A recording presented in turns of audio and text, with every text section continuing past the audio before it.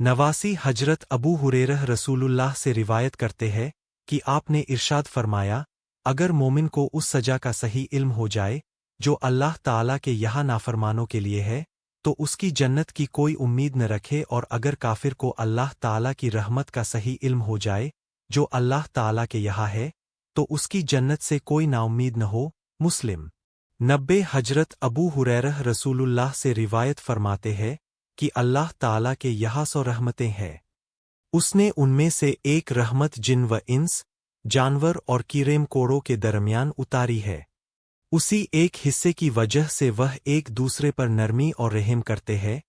उसी की वजह से वहशी जानवर अपने बच्चे पर शफकत करते हैं। और अल्लाह ताला ने 99 रहमतों को कियामत के दिन के लिए रखा है कि उनके जरिए अपने बंदों पर रहम फरमाएंगे। एक रिवायत में है कि जब कियामत का दिन होगा तो अल्लाह ताला अपनी इन 99 रहमतों को इस दुन्यवी रहमत के साथ मिलाकर मुकम्मल फरमाएंगे, फिर 100 की 100 रहमतों के जरिए अपने बंदों पर रहम फरमाएंगे। मुस्लिम 91 हजरत उमर बिन खत्ताब के रिवायत फरमाते हैं कि नबी करीम के पास कुछ कैदी लाए गए। उनमें एक औरत पर नजर पड़ी जो अपना बच्चा तलाश करती फिर रही थी। जब उसे बच्चा मिला, उसने उसे उठाकर अपने पेट से लगाया और दूध पिलाया। नबी करीम ने हमसे मुखातब होकर फरमाया, तुम्हारा क्या ख्याल है? यह औरत अपने बच्चे को आग में डाल सकती है? हमने अर्ज किया, अल्लाह की कसम, नहीं, खुसूसन जबकि उसे बच्चे को आग में न डालने की कुदरत भी है, कोई मजबूरी नहीं। इस पर आपने इरशाद फरमाया, यह औरत अपने बच्चे पर जितना रहम व प्यार करती है, अल्लाह ताला अपने बंदों पर इससे कहीं ज्यादा रहम व प्यार करते हैं। मुस्लिम पर 92 हजरत अबू हुरैरह फरमाते हैं, किंग एक मर्तबा नबी करीम नमाज के लिए खड़े हुए। हम भी आपके साथ खड़े हो गए।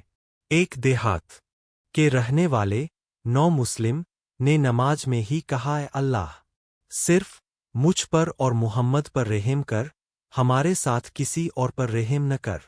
जब आपने सलाम फेरा तो उस देहात के रहने वाले से फरमाया, तुमने बड़ी वसी चीज को तंग कर दिया, घबराओ नहीं।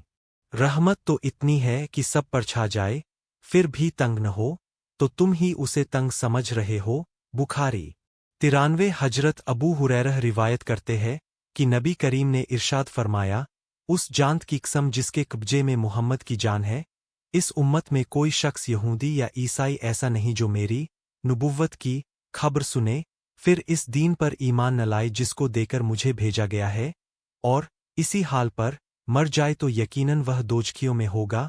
मुस्लिम फरमाते हैं कि कुछ फरिश्ते नबी करीम 94 हजरत जाबिर बिन अब्दुल्लाह के पास उस वक्त आए जबकि आप सो रहे थे। फरिश्तों ने आपस में कहा, आप सोए हुए हैं। किसी फरिश्ते ने कहा, आंखें सो रही है लेकिन दिल तो जाग रहा है। फिर आपस में कहने लगे, तुम्हारे इन साथी मुहम्मद के बारे में एक मिसाल है, उनको उनके सामने बयान करो।